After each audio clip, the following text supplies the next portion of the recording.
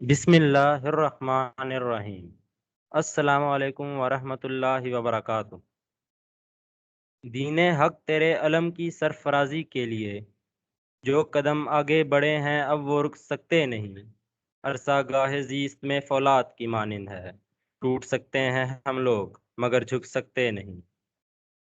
آج 3 مئی 2021 بروز سوموار 20 رمضان المبارک ہے، اور میں محمد انفال شہزاد جماعت دہم Askaria schools and colleges boys wing Saddar campus سے آپ سے مخاطب ہوں۔ سامعین کرام، اسمبلی کا باقاعدہ آغاز محترم سر دانش آج کے نماز کے سبق سے کریں گے۔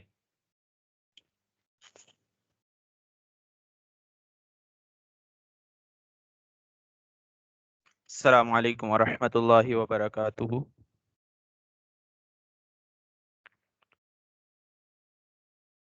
نماز کا سبق دہرائیں گے میرے ساتھ۔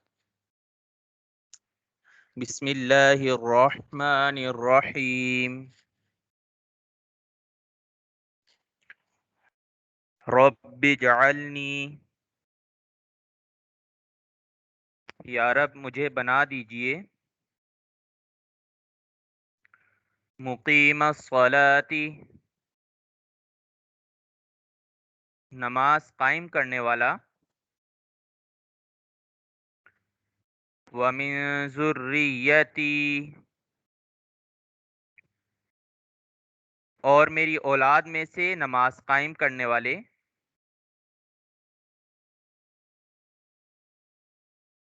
ربنا وتقبل دعا،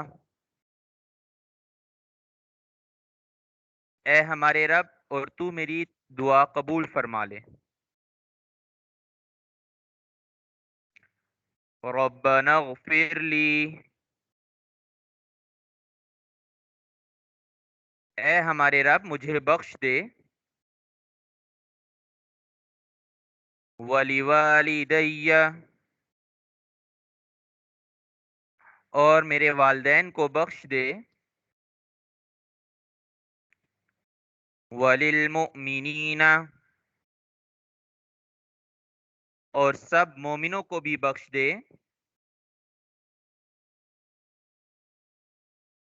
یوم یقوم الحساب، جس دن حساب قائم ہوگا۔ ربنا، اے ہمارے رب، آتینا، ہمیں عطا فرما، فی الدنیا، دنیا کی زندگی میں، حسنۃ،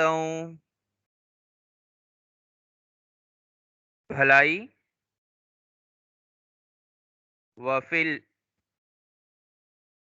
وفی الآخرۃ، اور آخرت کی زندگی میں، حسنۃ، بھلائی، وقنا عذاب النار،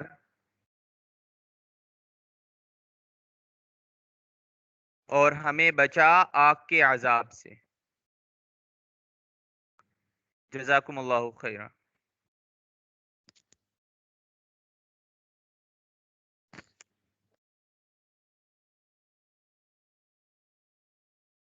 جزاک اللہ۔ اب ترجمہ قرآن پاک کے لیے میں سر ادریس سے درخواست گزار ہوں۔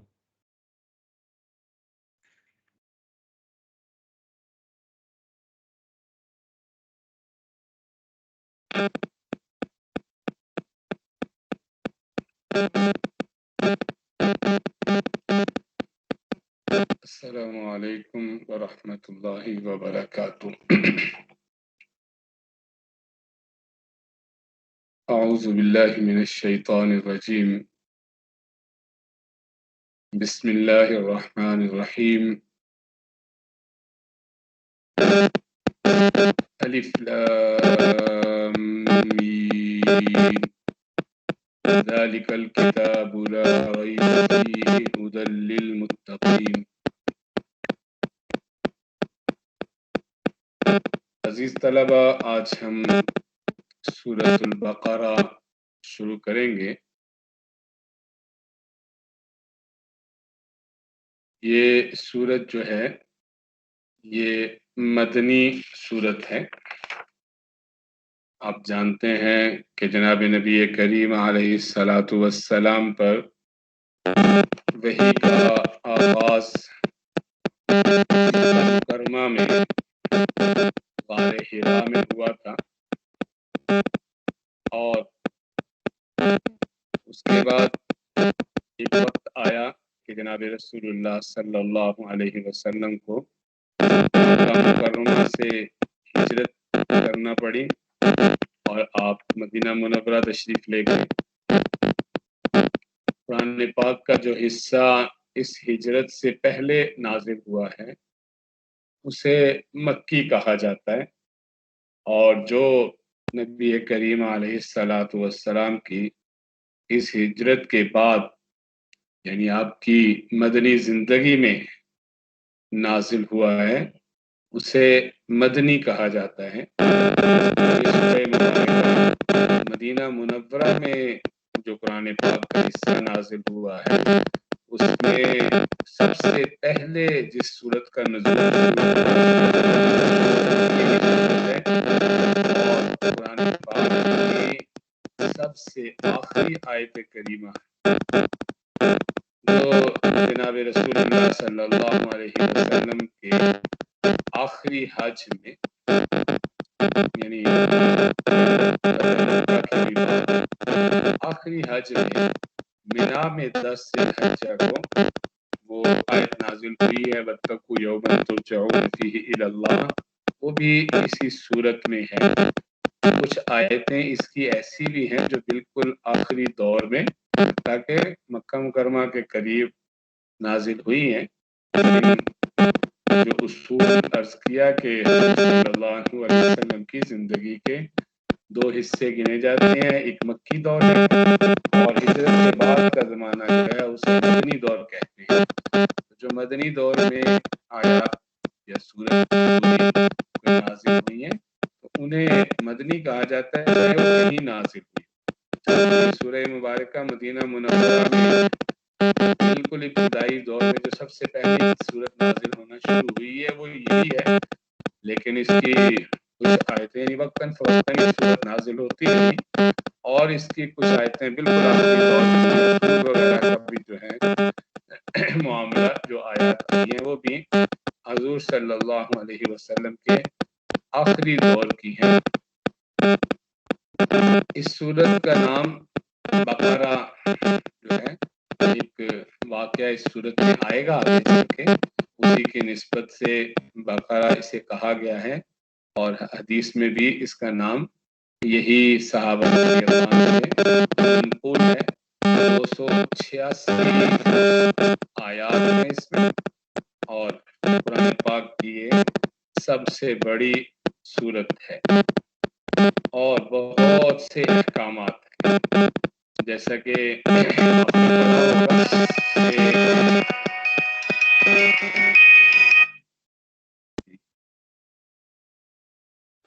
آپ نے پڑھا ہوگا کہ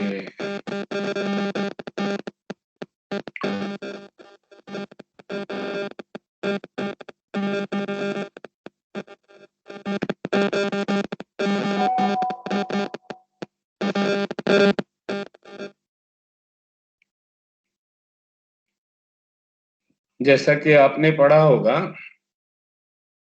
کہ مکی دور میں جو قرآن پاک کا حصہ نازل ہوتا رہا ہے اس کے انداز بیان میں اور مدنی دور میں جو قرآن پاک کا حصہ نازل ہوا ہے اس کے انداز بیان میں فرق ہے، اور وہ ایک بڑا فرق، کئی فرق ہیں اور ایک اس میں سے بڑا فرق جو ہے وہ یہ ہے کہ مدنی صورتوں میں احکامات بہت زیادہ ہیں، چنانچہ اس صورت میں بھی بہت زیادہ احکامات ہیں۔ نبی کریم علیہ الصلوۃ والسلام نے فرمایا سورہ بقرہ کو پڑھا کرو، یعنی تلاوت کیا کرو اس کی، کیونکہ اس کا پڑھنا برکت ہے اور اس کا چھوڑنا یہ حسرت اور بدنصیبی ہے۔ اور جہاں یہ پڑھی جاتی ہے وہاں اہل باطل آپ نے فرمایا اس پہ قابو نہیں پا سکتے، یعنی وہاں مفسرین کہتے ہیں کہ جادو کا اثر نہیں ہوتا۔ قرطبی نے حضرت معاویہ رضی اللہ عنہ کے سے نقل کیا ہے کہ اس جگہ اہل باطل سے مراد جادوگر ہے، یعنی مراد یہ ہے کہ جس گھر میں جس جگہ یہ پڑھی جائے تو وہاں یہ جادو وغیرہ کے اثرات یہ نہیں رہتے۔ آج کل لوگ بہت پریشان رہتے ہیں مسائل میں اور ادھر ادھر بھاگتے رہتے ہیں، خود قرآن پاک نہیں پڑھتے، حالانکہ یہ آسان سی بات ہے کہ اس سورہ مبارکہ کی تلاوت گھر میں کی جائے تاکہ وہ غلط قسم کے اثرات جو ہیں اس سے نجات مل جائے۔ نبی کریم علیہ الصلوۃ والسلام سے اس کا نام جو ہے بقرہ کے علاوہ سناب القرآن اور ذروۃ القرآن بھی آیا۔ سنام اور ذروہ کسی بھی چیز کے جو اعلیٰ اور افضل حصہ جو ہوتا ہے نا اس کو کہا جاتا ہے۔ اور ابن کثیر نے یہ بھی نقل کیا ہے مسند احمد کے حوالے سے کہ اس کی آیات جب نازل ہوتی تھی تو اس کے ساتھ یعنی جبرائیل جب اس کی وحی لے کے آتے تھے تو 80 فرشتے ساتھ تشریف لایا کرتے تھے۔ اسی طرح حضرت ابو ہریرہ رضی اللہ عنہ کی ایک حدیث آئی ہے کہ اس صورت میں ایک ایسی آیت کریمہ بھی ہے جو تمام آیات قرآن میں اشرف اور افضل ہے، یعنی آیت الکرسی جو ہے۔ اور اسی طرح حضرت عبداللہ ابن مسعود رضی اللہ عنہ کی روایت آئی ہے اور وہ فرماتے ہیں کہ اس میں 10 آیتیں ایسی ہیں اگر کوئی شخص ان کو رات میں پڑھ لے تو اس رات کو جنات شیاطین جو ہیں وہ گھر میں داخل نہیں ہوں گے اور اس کو پڑھنے والے کو یعنی اور اس کے اہل و عیال کو اس رات میں کوئی آفت، بیماری، رنج و غم وغیرہ یعنی ناگوار چیز پیش نہیں آئے گی۔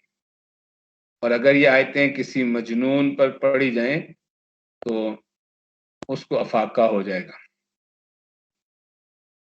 اور وہ 10 آیتوں میں سے 4 تو یہ الف لام میم کے بعد یعنی شروع والی 4 شروع الف لام میم بھی ساتھ پڑھے گئی، لیکن وہ جو بتائی گئی ہیں وہ اگلی 4 ہیں، 5 ہو جاتی ہیں یہاں ویسے، لیکن جو 10 گنی گئی ہیں وہ اس سے بعد والی 4 یعنی شروع میں آ گئی۔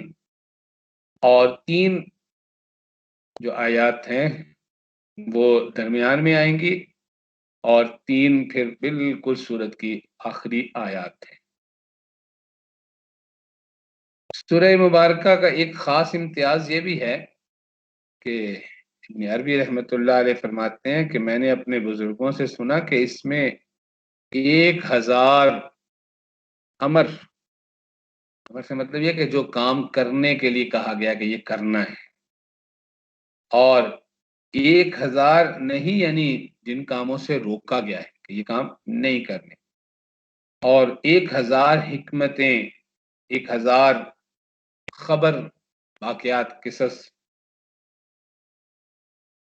اور یہ بات انہوں نے ابن کثیر اور قرطبی نے بھی نقل فرمائی ہے۔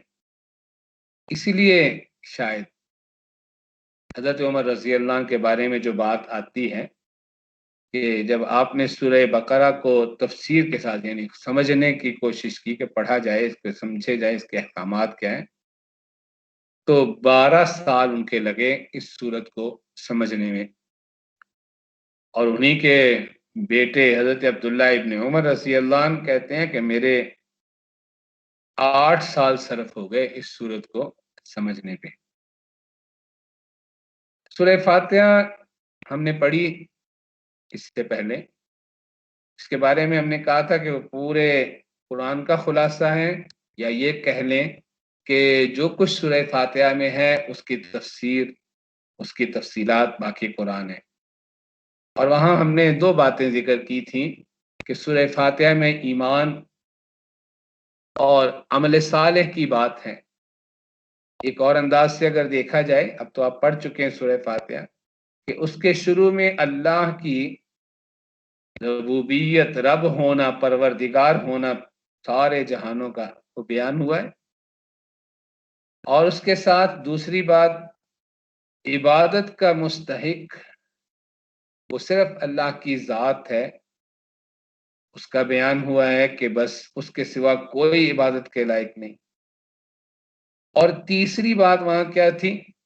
ہدایت کی طلب تھی، بندے سے دعا کروائی گئی تھی کہ بندہ اللہ سے مانگے۔ آخری مضمون سورہ فاتحہ کا یہی تھا کہ اللہ سے درخواست کی کہ اللہ ہمیں صراط مستقیم عنایت فرما۔ اور اب اگر ہم غور کریں گے تو معلوم ہوگا کہ قرآن پاک جو ہے پورا آگے وہ اسی درخواست کا جو ہے جواب عنایت فرمایا جا رہا ہے کہ وہ جو تم نے صراط مستقیم کی درخواست کی تھی نا، تو لو یہ اب باقی ہم اس کی تمہاری اس درخواست کو قبول کرتے ہیں اور یہ ہم تمہیں عنایت فرما رہے ہیں۔ گویا کہ جو سورہ فاتحہ میں بندے نے درخواست کی کہ اہدنا الصراط المستقیم صراط الذین انعمت علیہم غیر المغضوب علیہم ولا الضالین، تو گویا اس کے جواب میں ابھی اس سورت کے بالکل ابتدا میں کہا گیا کہ ذالک الکتاب، وہ جو تم نے ہدایت مانگی تھی نا، وہ یہ کتاب ہے جس ہدایت کی تم تلاش میں تھے، تو وہ یہ کتاب ہے جو ہم تمہیں عنایت فرما رہے ہیں۔ یعنی اس صورت میں اب ہم جب آگے پڑھیں گے تو اس صورت کے اندر توحید، رسالت، آخرت کا اجمالی طور پہ یہ شروع میں بیان آ جائے گا، اور صورت جب ختم ہوگی تو پوری تفصیل سے ایمان کو بیان کیا گیا آخر، اور درمیان میں زندگی کا کوئی شعبہ نہیں چھوڑا۔ اللہ تعالیٰ نے عبادات، معاملات، معاشرت، اخلاق، اصلاح ظاہر و باطن، یہ سب چیزوں کے متعلق اللہ تعالیٰ نے ہدایات عنایت فرمائی ہیں اس صورت میں۔ تو انشاءاللہ کل ہم اس کی پہلی آیت کریمہ پہ بات کریں گے۔ السلام علیکم ورحمۃ اللہ وبرکاتہ۔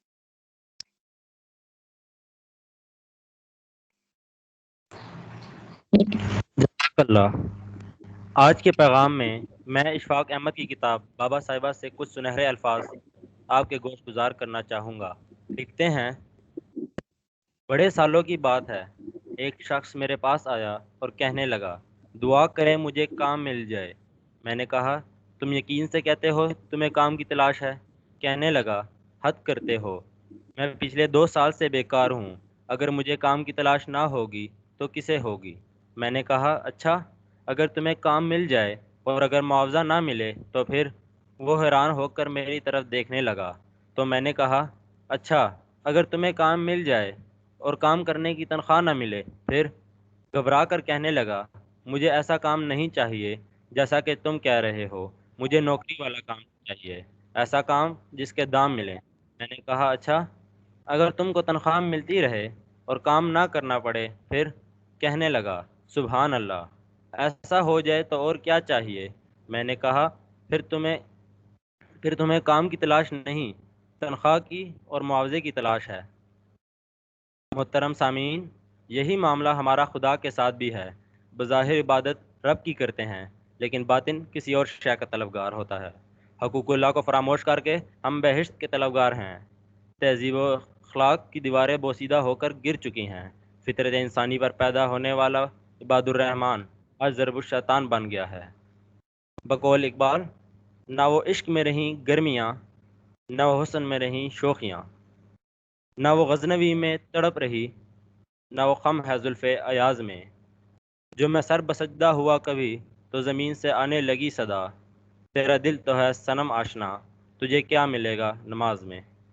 آخر میں دعا گو ہوں کہ اللہ رب العزت ہمیں وہ قلب اطہر عطا کرے کہ حق بندگی ہم ادا کر سکیں۔ شکریہ۔